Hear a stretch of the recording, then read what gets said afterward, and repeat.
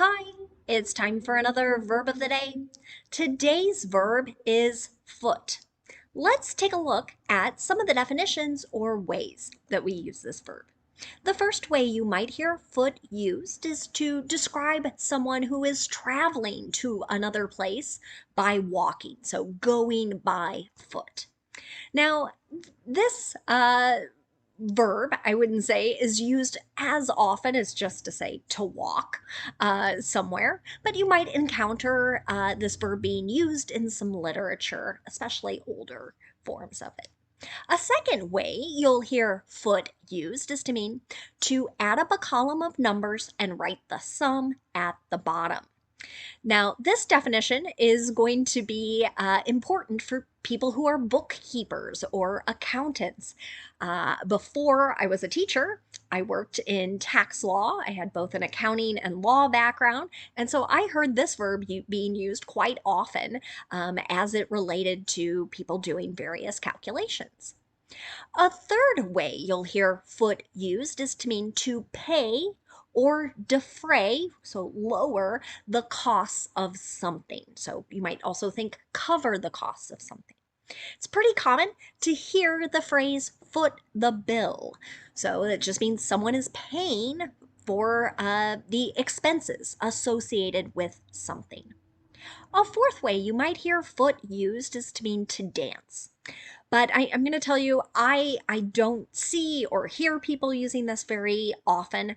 For me and my experience, definitions 2 and 3 are far more common. You should know that foot is a regular verb. To make the progressive form of this verb, all you need to do is add ing to form footing. The past tense and participle forms of this verb can be made by adding ed. Our base verb, foot, ends in an unvoiced T sound. So our past tense ending is going to make an id sound, and we're going to add an extra syllable as we say it. It should sound like this: footed, footed. Okay. Now, there's one phrasal verb I'll point out, but we've already kind of discussed it. To foot up is really just another way to say to add a column of numbers, to get a sum of something.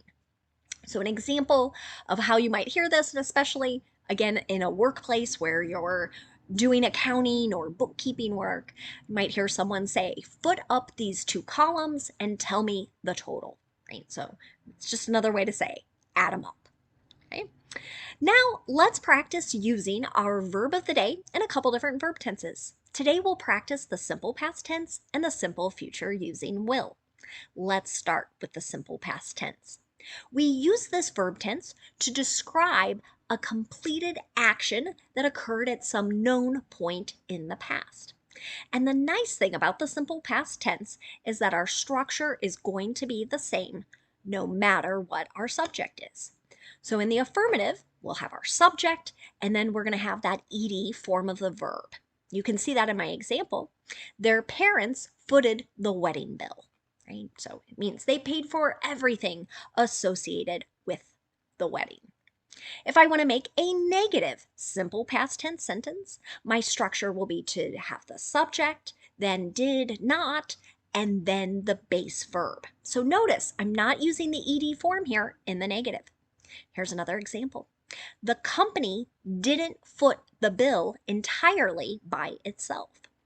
So here, maybe they received government money or insurance money or who knows what we're describing, but someone else contributed to these costs. Finally, we can ask a yes or no question in the simple past tense by starting with did, then we'll have our subject, then the base verb. So again, no ed ending in our yes or no question. Here's another example. Did you foot the list of expenses? So here I'm wanting to know, is an action completed? Now let's take a look at the simple future. Today we're going to focus on making sentences with will. This is very common with promises and predictions. People might also offer it or use it to make an offer. Sorry. So my structure, again, with will is going to be the same no matter what my subject is. In the affirmative, I'll start with a subject, I'll use will, and then I'll use the base verb. You can see that in my example. Taxpayers will foot the bill for the legislators to travel overseas. Okay. And I think, again, this is a phrase we see quite often as people wonder, like, why is someone paying for something, or are the right people paying for costs associated with something? If you want to make a negative simple future sentence, your structure is going to be to have your subject, then will not, and then the base verb. You might also hear or see the contraction form, will not, can become won't. I use that in my example. Insurance won't foot the bill for the repairs. This means they're not going to pay. Finally, we can ask a yes or no question in the simple future using will. We start with that modal will. We use our subject and then our base verb. Here's another. Will you foot the list of expenses? Right? So here I'm asking someone, add this up for me. Okay. Now, let's take a moment to look at some words and phrases related to foot. Now, you're probably more accustomed to foot being used as a noun. So you'll notice it has the exact same spelling, the exact same pronunciation, and just like our verb, the noun can also have a number of different meanings. As I explored this, it had a lot of specialized meanings in other fields. I'm going to focus on some more general definitions. The first and I think most obvious thing that comes to people's mind is a part of the body, right? So the lowest part of our extremities, right? The things that kind of stick out from our body here. At the bottom of your leg, just below the ankle, it's what you use to stand or to walk. So an example of this noun in a sentence might be, his left foot has been bothering him. Right? So maybe he has some type of injury. A second way you'll hear foot used is to refer to the lower or lowest part of something. You might think of like the bottom.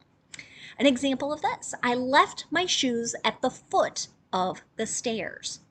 So if you think of stairs going up, right, my shoes are down here at the bottom. A third way to use the noun foot is to refer to the projecting part of a piece of furniture, right? So many times furniture has legs, they can also have feet.